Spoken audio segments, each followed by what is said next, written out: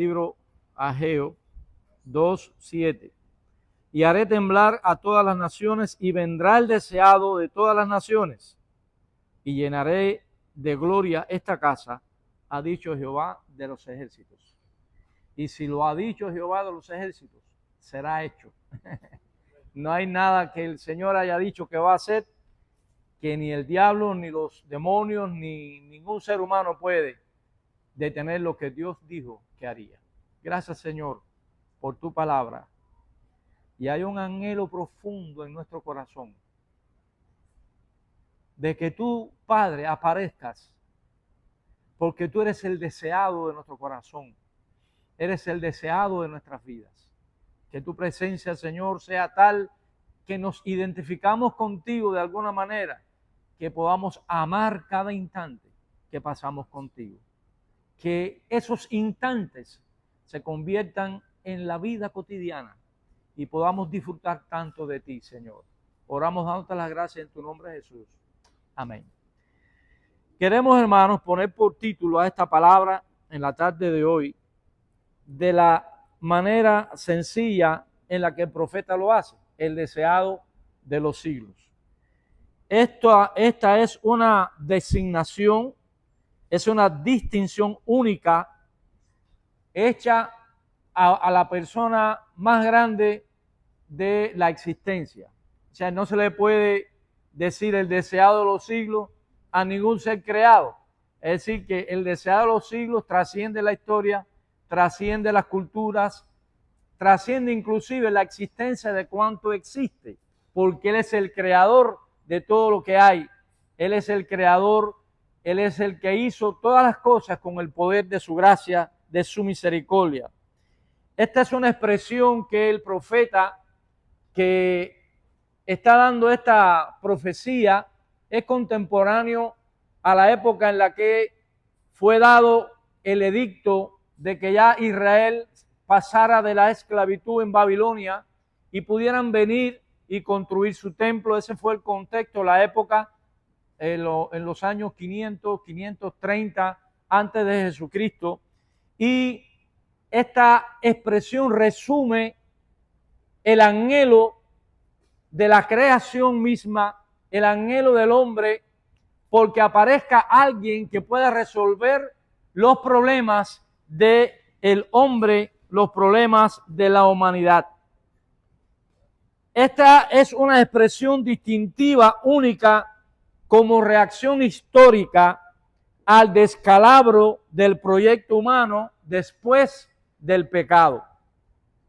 Después de la tragedia del Edén, inmediatamente surgió por Dios el plan de redención. Dios que fue ofendido, Dios que su soberanía fue retada, Dios que fue echado a un lado. Dice la palabra que en ese instante, en el capítulo 3 del libro de Génesis, dice ahí la palabra del Señor: y la serpiente te herirá en el calcañar y tú le herirás en la cabeza.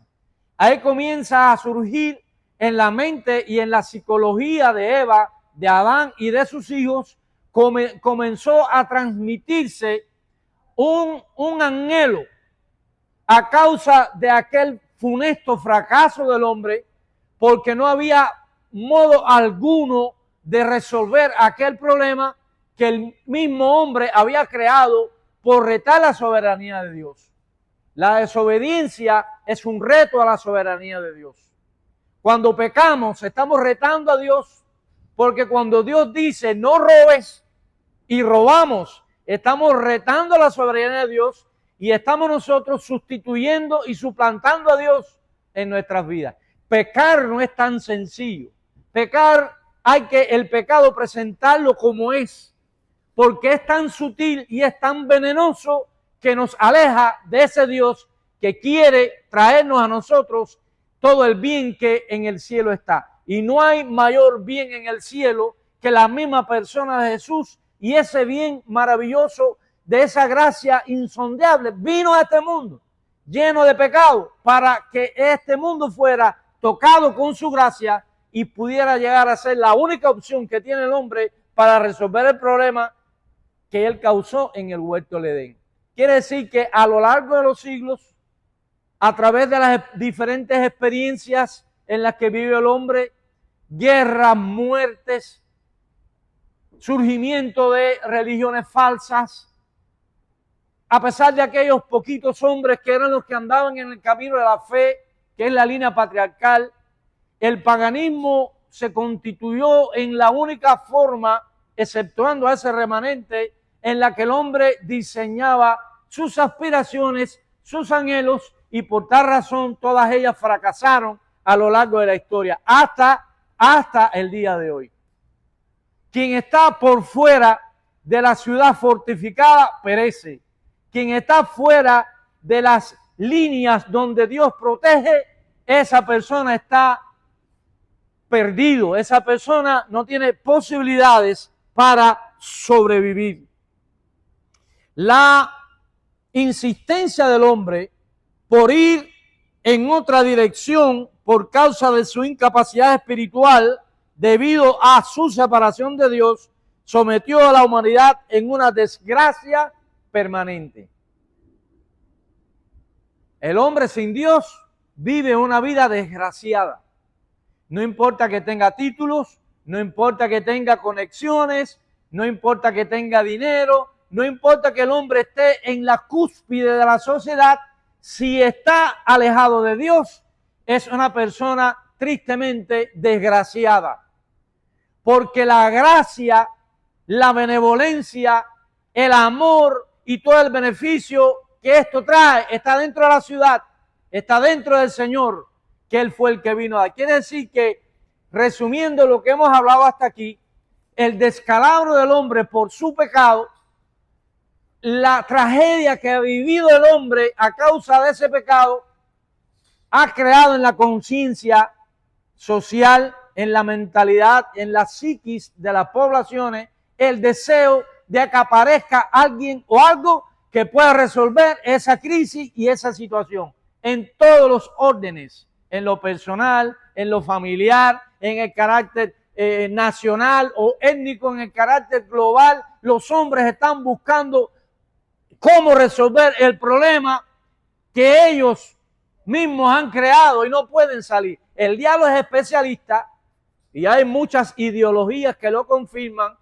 son especialistas en crear problemas para después presentarse con soluciones para resolver ese problema.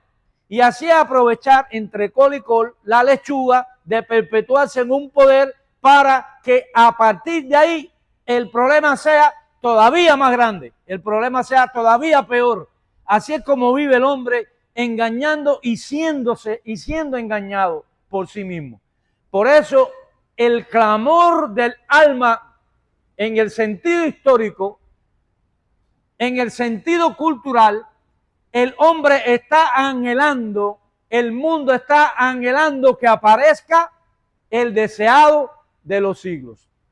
Y cuando nosotros vemos la trayectoria en la que Dios hizo, en el que Dios llamó a Abraham, en el que Dios hizo de Abraham una nación tan extraordinaria, y cómo los profetas anunciaron, como el mismo profeta Ageo.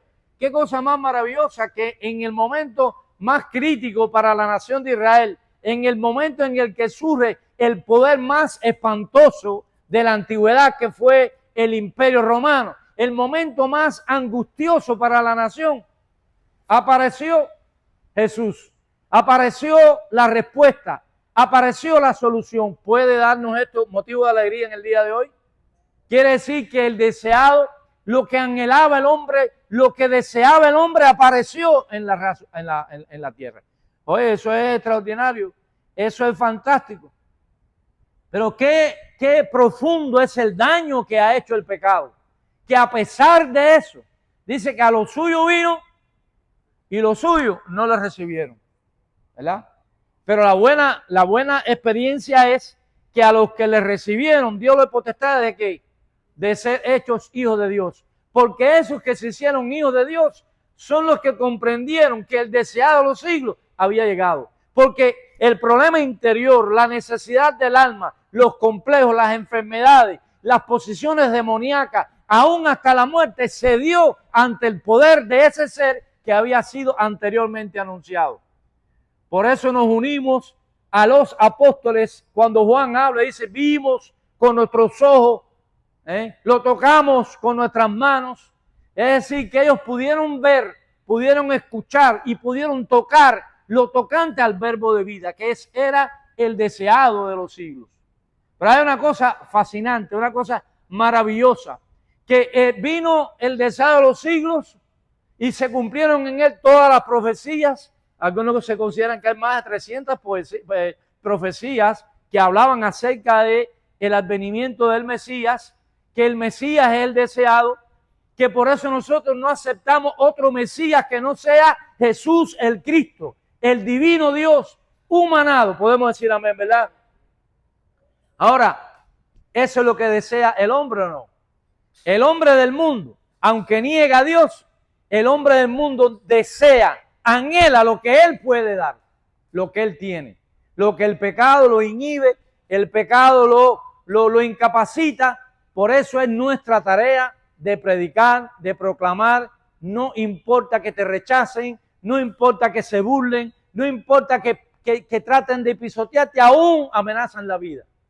Nosotros tenemos tanto, nosotros entendemos tanto beneficio que viene de Dios, que vamos a proclamar esa palabra para que la persona venga y conozca y entienda quién es el deseado de los siglos.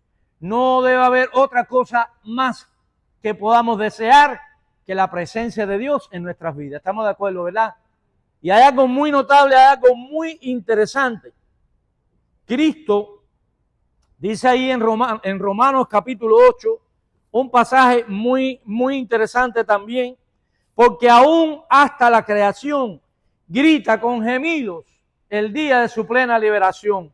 Hay un grito desesperado en la humanidad, tanta guerra, tanta muerte, el ocultismo, la santería, las ideologías modernas, la muerte, las enfermedades. Hay un grito en la sociedad, en el mundo. Hay un grito de dolor en los pueblos. ¿Lo hay o no lo hay? Porque están buscando la solución donde no la van a encontrar. Porque la solución se la están brindando aquellos, como dijimos al principio, que están creando esos problemas.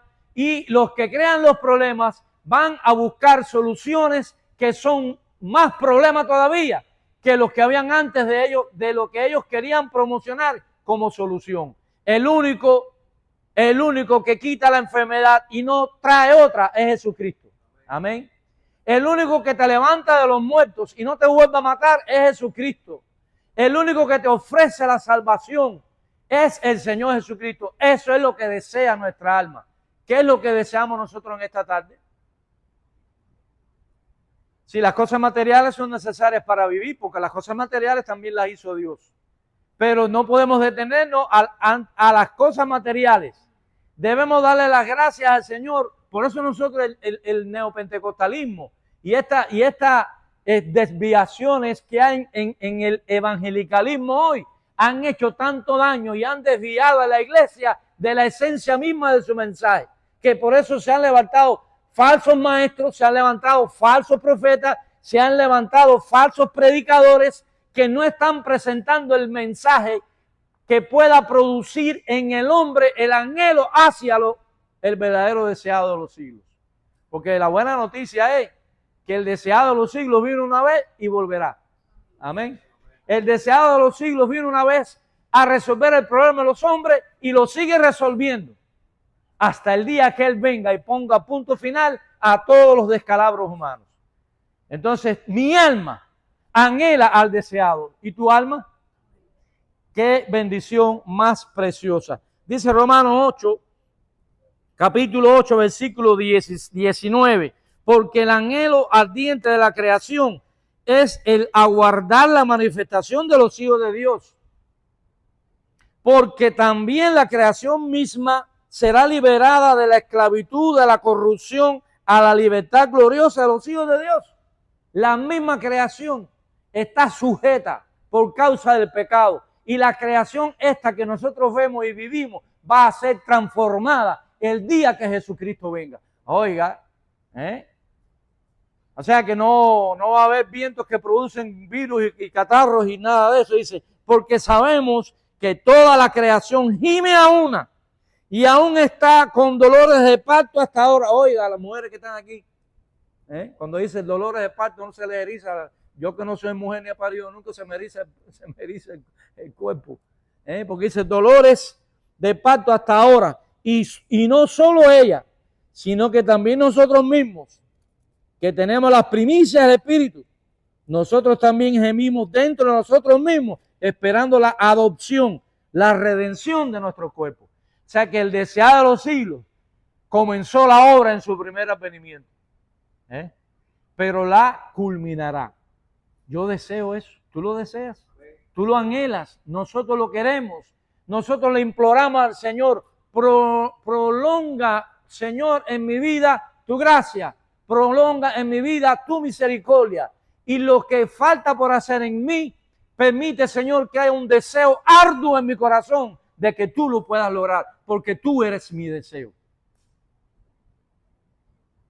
Esa debe ser nuestra oración continua delante de Dios. Cristo es la salvación. Dice ahí, para terminar esta idea, Colosenses capítulo 1, versículo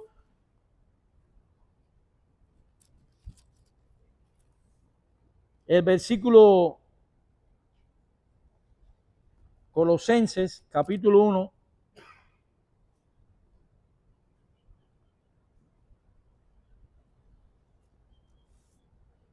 No sé si habré copiado bien la capítulo 1.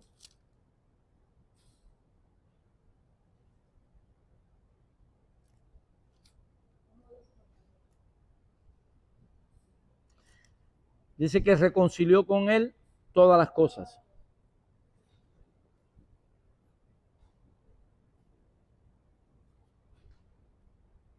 Es decir, que el Señor Jesucristo en él dice, y él es antes de todas las cosas, y todas las cosas por él subsisten, y él es la cabeza del cuerpo, que es la iglesia. El 27.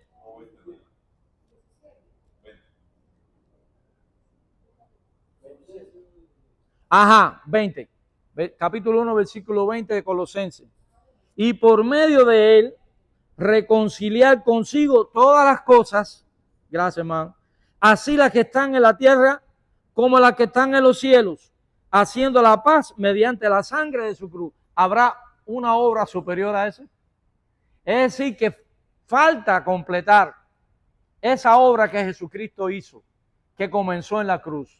Es decir, que no solo nosotros seremos transformados, sino aún la tierra en la que nosotros vivimos. Y dice, nosotros creemos en cielo nuevo y tierra nueva, donde mora la justicia. Yo deseo eso. ¿Cuál es lo deseado de nosotros? Debemos también, como aquí la palabra del Señor nos lo presenta. El deseado de los siglos no nos dejó. Dice la palabra del Señor, que el deseado de los siglos vino, el deseado de los siglos vendrá, pero Él no nos abandonó cuando se fue. Dice la Biblia que yo os dejaré, no os dejaré huérfanos, sino que os enviaré ¿a quién? Al Espíritu Santo, y Él estará con vosotros. Que el Señor en esta tarde nos anime y podamos salir de aquí, hermanos, con la bendita ilusión, deseo, anhelo de que el deseado de los siglos aparezca un día, ¿verdad? Estemos preparados y esa bendición tan extraordinaria nos va a llevar a un nivel que nosotros no tenemos ni idea del beneficio de la bendición que vamos a tener con Él. Que el Señor nos anime, que el Señor nos fortalezca y no estemos siguiendo las enseñanzas falsas. Hay un salmo que es un contraste acerca de la persona de Jesús.